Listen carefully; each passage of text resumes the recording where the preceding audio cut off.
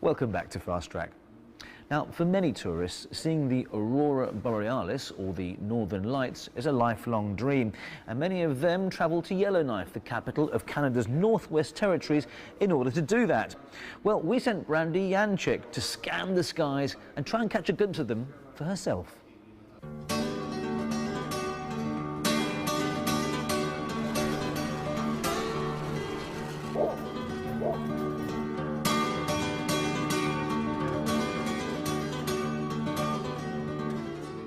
I'm in Yellowknife, the capital of Canada's Northwest Territories. About 20,000 people live in this northern city, which has a latitude of 62 degrees north. Yellowknife is famous for its 24-hour daylight in the summertime, its cold weather in the wintertime, and its northern lights, which is the reason that I've come here. The Aurora Borealis draws a lot of tourists to Yellowknife from Japan, China, and Korea. Some years, more than 13,000 Japanese tourists have come here to the Aurora Village, which is just outside the city, to see the Northern Lights. I'm at the Aurora Village, and what we're doing is we're catching a glimpse of the Northern Lights, and then we're running back into our teepees because it's really cold out here. It's about minus 50 degrees Celsius with the wind chill. It's so nice. Wow.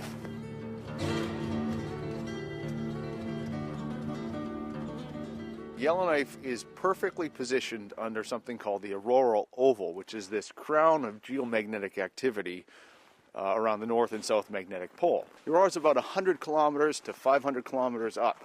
That's the lower edge is 100 kilometers above the Earth. So if you're looking up, you're watching that point where the particles collide with oxygen and nitrogen in our atmosphere, and that creates the release of energy in the form of light.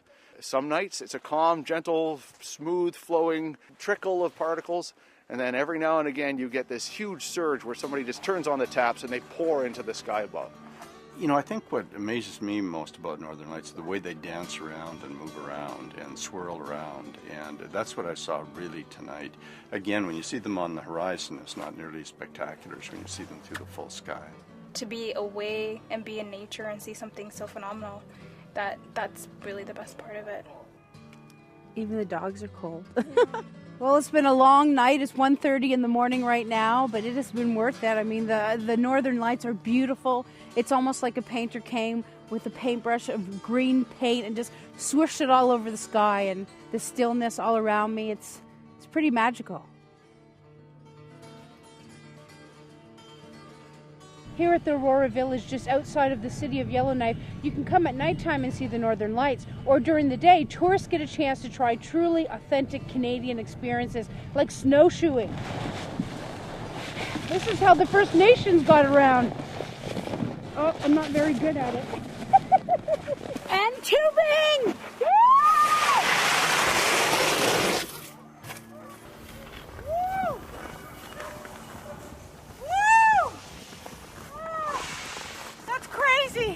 The cold weather here in Yellowknife is a novelty to many of the Japanese guests that come here. It's minus 26 degrees Celsius, and they're taking their picture in front of the thermometer, and they have this noodle dish which is frozen, and they think it's really funny.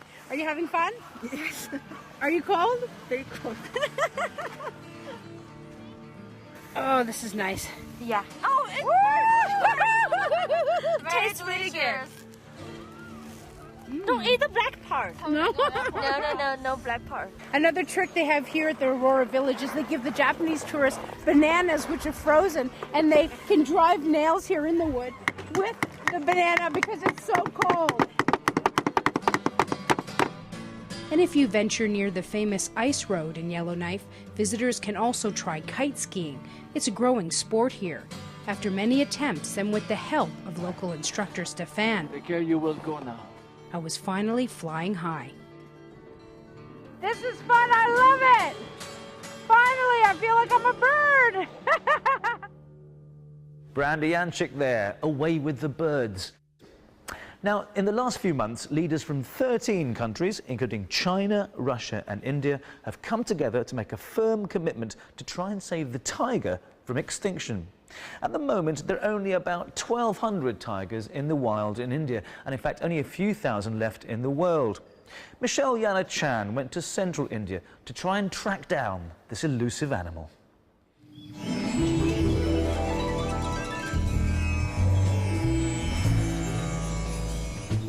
mysterious and elusive tiger has been prized throughout history, inspiring poetry, art, religion, and conservation too. I've seen tourists starting from wow and crying up to oh my God after looking at this creature, because it's a thing they want to do in their lifetime, and it's not so easy like other animals, other cats. You never find them in big groups or prides.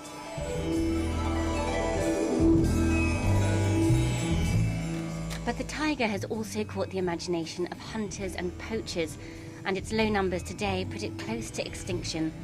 The animals find some protection in reserves, including where I'd come, Bandhavgarh National Park in Madhya Pradesh, an area of deciduous forests and rolling grassland, with spotted deer and monkeys, wild pig, and samba deer. But while this park has one of the highest densities of tigers in the world, sightings are not common. That opens up tourists to disappointment if they overlook other wildlife or the wilderness itself.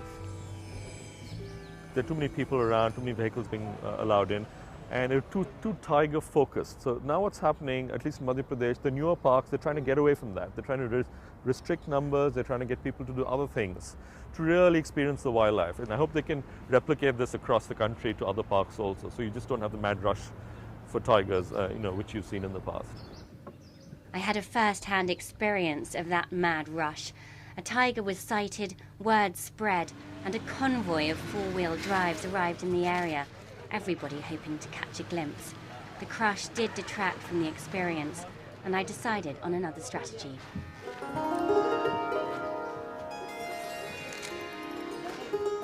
They say elephant safari is one of the best ways to track down tigers. Not only can you go into the bush and leave the roads, unlike the 4x4s, but apparently the notoriously shy tiger prefers the company of elephants to that of tourist vehicles.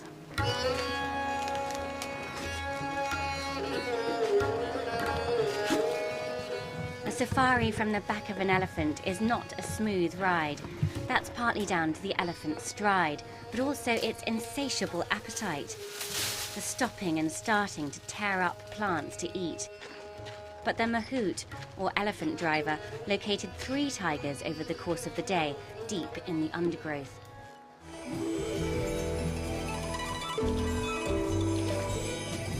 It's magical to see the animals this way, so close.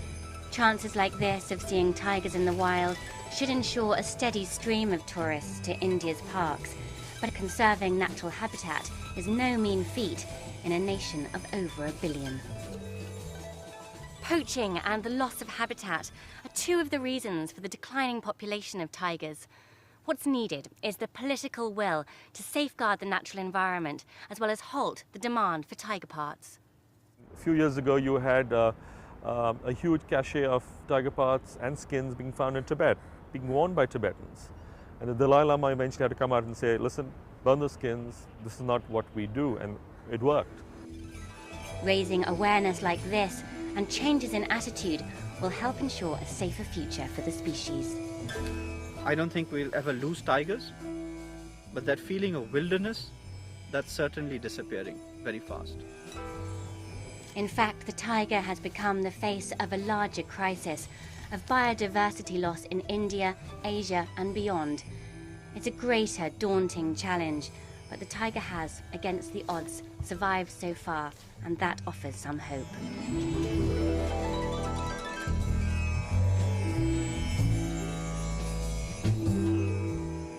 Michelle Yanachan there, getting up close and personal with one of the most beautiful and majestic animals on the planet.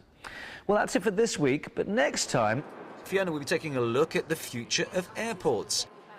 What we'd like to do is get interactive technology so that people are called to the gate, maybe via their mobile phone or on their boarding pass, just when the aircraft is ready to go.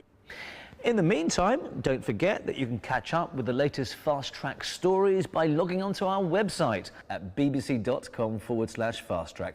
And if you're after even more advice and inspiration, check out bbc.com/travel, where you can read about all the best ways to kill time at the airport and look at tourism in London as tickets for the 2012 Olympics are put on sale. Well, wherever you're headed next, have a good trip. Thanks for watching, and we'll see you soon. Goodbye.